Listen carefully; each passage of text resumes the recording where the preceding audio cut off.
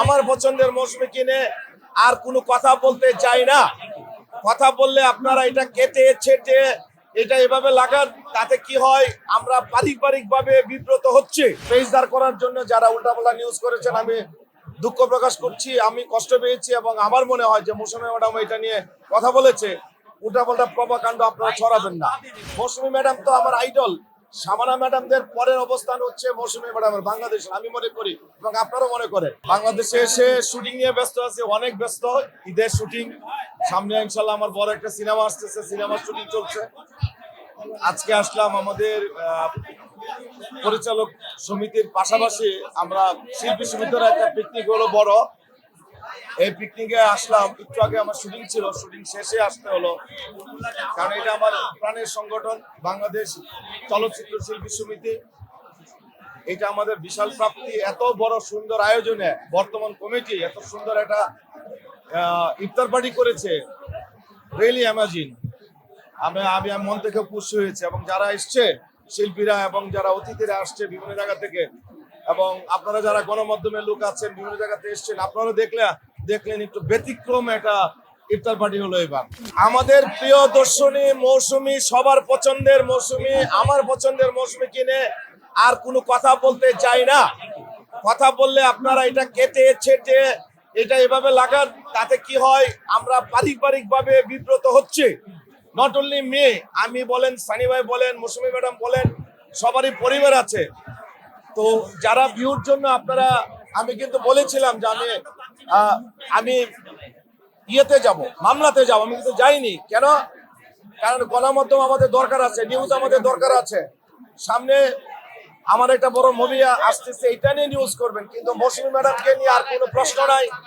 কারণ মৌসুমী ম্যাডাম হচ্ছে আইডল বাংলাদেশের ইতিহাসে। আমি মনে করি ফিল্ম জগতের কোন সেরা কাপল থাকলে, সফল কাপল থাকলে সেটা হচ্ছে চিত্রনায়িকা মৌসুমী এবং সানি ভাই।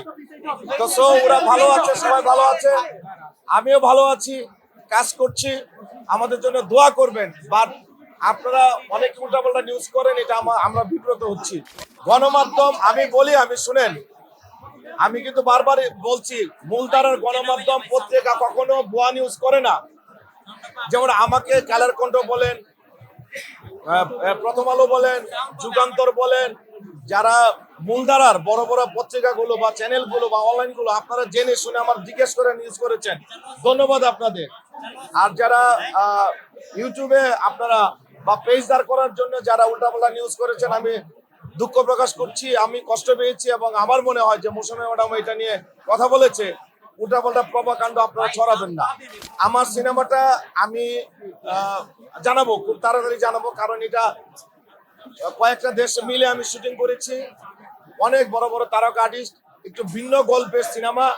আমাকে একটু সময় দিতে হবে, আমি আপনাদের ডাকবো, আপনারা কষ্ট করে আসবেন, একসাথে চা খাবো সময়কে নিয়ে। ঈদে আমার অনেকগুলো সিঙ্গেল নাটক আসবে, ধারাবাহিক আসবে, 7 পর্বে আসবে, ওটিটিতে আসবে, অনেকগুলো কাজ আসতেছে, 1-2 জনের মতো। সিনেমা হল আর সিনেমা এখন এই প্রশ্ন না, এখন প্রশ্ন হচ্ছে সামনে ঈদ, ঈদে যে সিনেমা আসবে এইটা আমাদের দেখতে হবে। আমাদের চলচ্চিত্র অঙ্গনকে, মিডিয়া ইন্ডাস্ট্রিকে টিকিয়ে রাখতে হলে যে কয়েকটা হল আছে সেই কয়েকটা হল সুন্দরভাবে যাতে বসে দর্শকরা যারা হলমুখী হবে তারা যাতে সুন্দর করে সিনেমা উপভোগ করে। অনেকগুলো সুন্দর সুন্দর সিনেমা আসতেছে, সাকিব খানের, নিশুর বলেন, সিয়ামের বলেন, অনেক বড় বড় তারকা নির্মাতার সিনেমা আসতেছে। হল কয়টা ওইটা সাবজেক্ট না, হল বাড়বে। আপনারা যদি সহযোগিতা করেন, গণমাধ্যম যদি প্রপার হয়ে নিউজ করেন যে আপনারা হলমুখী হন, তাহলে হলের সংখ্যা বাড়বে। আশা করি এইবার ঈদও চমৎকার ঈদ হবে, অনেকগুলো সিনেমা আসতেছে এবং ঈদের পরে আমার সিনেমা ইনশাআল্লাহ আমি রিলিজ দিব। ঈদ ছাড়া অনেক কাজ দেখেছি, এই ঈদে আমার কিছু কাজ আছে, যেমন আমি মার্জুক রাসেলকে নিয়ে একটা কাজ করেছি, তারপর বাচ্চুকে নিয়ে কাজ করেছি, তারপর কাজ করলাম সিয়াম মৃদা জেবাকে নিয়ে, তারপর একটা কাজ যাবে আমার জামিলকে নিয়ে, তারপরে একটা কাজ, অনেকগুলো কাজ যাবে, এটা আসলে বলে শেষ করতে পারবো না, অনেকগুলো কাজ যাবে। ইফতার পার্টিতে আসাটা একদম ব্যক্তিগত বিষয়। আমরা রমজান মাসে রোজা রাখবো, নামাজ পড়বো, আমাদের গুনার জন্য আল্লাহর কাছে মাফ চাবো এবং আমাদের রুটি রোজগার সুস্থতার জন্য আল্লাহর কাছে দোয়া চাবো আল্লাহ যাতে আমারে কবুল করে। ইফতারিতে কে আসলো না এটা আসলে ডাজ নট ম্যাটার। আমি মনে করি একজনের ইচ্ছা হলো আসলো না, একজনের ইচ্ছা হবে আসবে, এটা নিয়ে আসলে ঈদের দিনে মজার স্মৃতি আছে কিনা? আছে।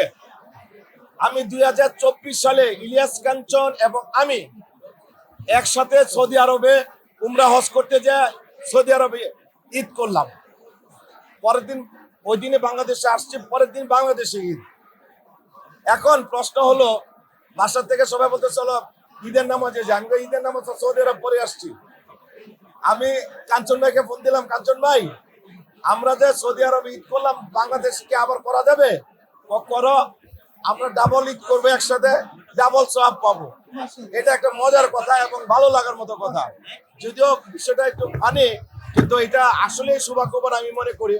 সৌদি আরবে একটা ঈদ করে আসে, রমজান ঈদ, একদিন পরে বাংলাদেশে ঈদ। আমার সাথে নট অনলি মৌসুমী ম্যাডাম তো আমার আইডল। সামানা ম্যাডামদের পরের অবস্থান হচ্ছে মৌসুমী ম্যাডামের বাংলাদেশ, আমি মনে করি এবং আপনারাও মনে করেন। মৌসুমী ম্যাডামের সাথে জাস্ট গল্পের খাতির আমি দৃশ্যগুলো দেখেছেন। এসছে আরো রোমান্টিক দৃশ্য, আমার সাথে পপিট ছিল, আমার সাথে সিমলার ছিল, আমার সাথে শখের ছিল, আমার সাথে মেয়াজামিনের ছিল, আমার সাথে বাদনের ছিল। কার ছিল না? আপনারা কত খেয়াল করেননি বা গুরুত্ব দেননি। এটাকে ভাইরাল করেছে একটা শ্রেণী, সেই জন্য ভাইরালের পিছনে আপনারা ধরছেন। ম্যাডামের সাথে আমার ঘনিষ্ঠ কোনো দৃশ্যই নাই। চরিত্রায়নের জন্য যে দৃশ্য দরকার এইটাই আছে।